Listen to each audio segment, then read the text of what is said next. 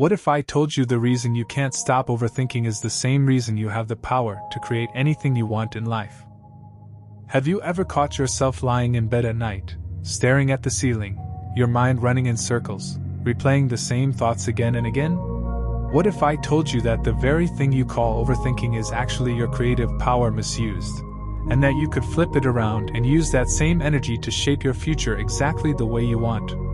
That's what Neville Goddard taught, and once you really get it, life stops feeling like a restless storm and begins to feel like a calm river that flows where you direct it. Most people believe overthinking is just a bad habit or an anxiety problem, but Neville showed us it's something deeper. He said imagination is the only reality.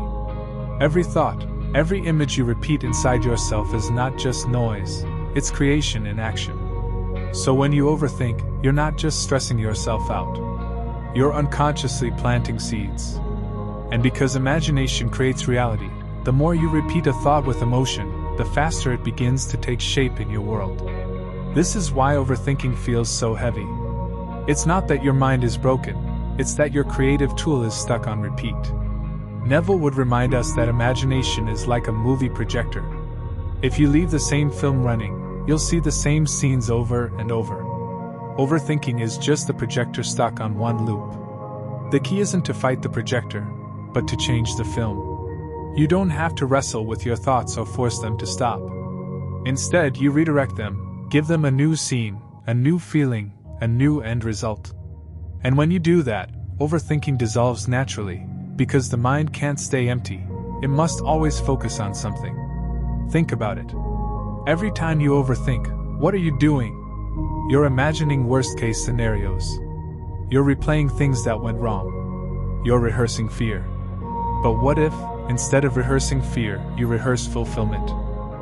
Instead of picturing what you don't want, you gently pictured what you do want, over and over, in detail, until it felt natural. Neville called this living in the end. He said the way to break free from endless mental chatter is not to stop imagining, but to imagine deliberately. This is why Neville was never against imagination. He never told people to clear their mind completely like some meditation practices do. Instead, he said, give your mind a better job. Your thoughts are like restless workers. If you don't give them a direction, they'll run wild. But if you hand them a blueprint and tell them what to build, they become calm, steady, and creative. So when you feel yourself overthinking, don't fight it. That only makes it worse. Instead, pause and ask, if this overthinking is just imagination in overdrive, what new scene could I imagine that feels good? Neville taught a very simple technique for this. He called it SATS, state akin to sleep. Right before bed, or when you feel relaxed, you imagine yourself already being the person you want to be, already living the life you desire. It doesn't have to be long or complicated. Just a short, vivid scene that implies your wish is fulfilled. Maybe it's hearing someone congratulate you. Maybe it's feeling the keys to your new home in your hand. Maybe it's the relief of knowing everything turned out well. By repeating this scene gently, you give your mind something new to play with. And when your imagination is occupied with that, the overthinking loses its grip. What's beautiful is that Neville wasn't talking about positive thinking in the shallow sense. He wasn't saying just push away negative thoughts and force yourself to be cheerful. No, he was saying your imagination is God in action. What you accept as true within you becomes fact in the world outside you. So instead of spinning endless scenarios of worry, you can choose to spin scenarios of peace, love, and fulfillment. And when you do, you'll notice not only does your mind quiet down, but your life begins to align with those inner pictures. Overthinking always comes from fear. Fear of failure, fear of loss, fear of the unknown. But Neville reminded us that fear is just faith in the wrong direction.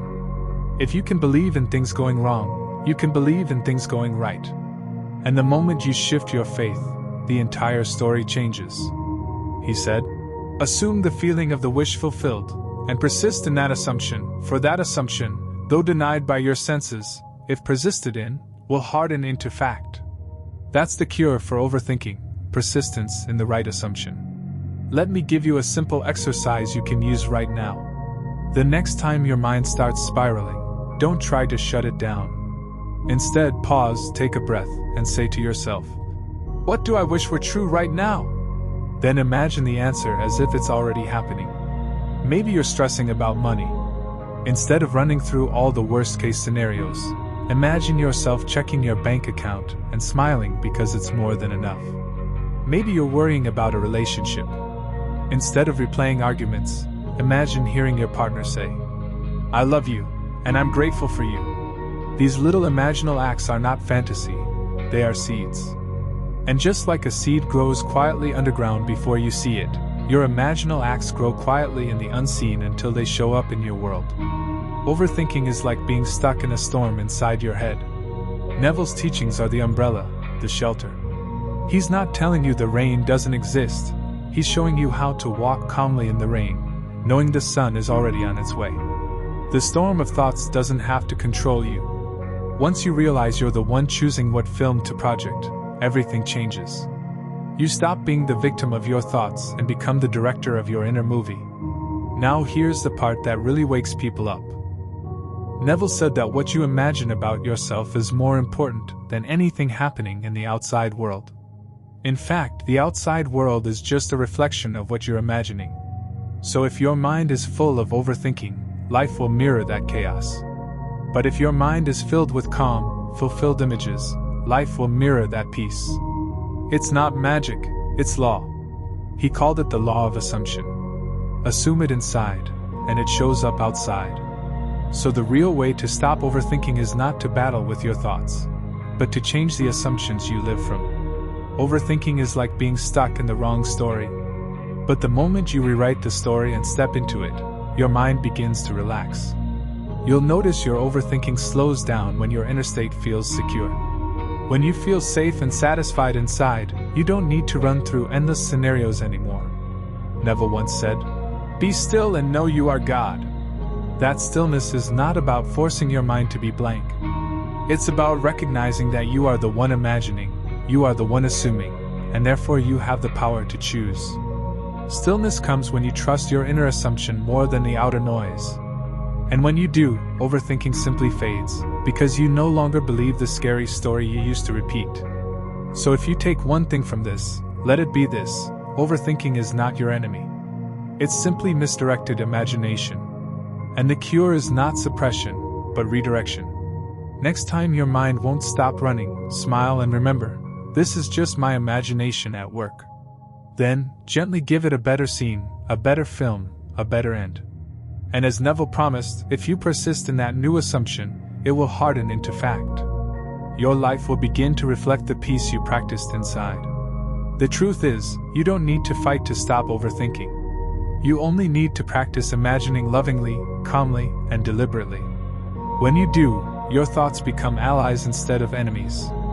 And one day you'll look back and laugh at how much energy you used to waste on worry, when all along, the power to change everything was right there, in your imagination.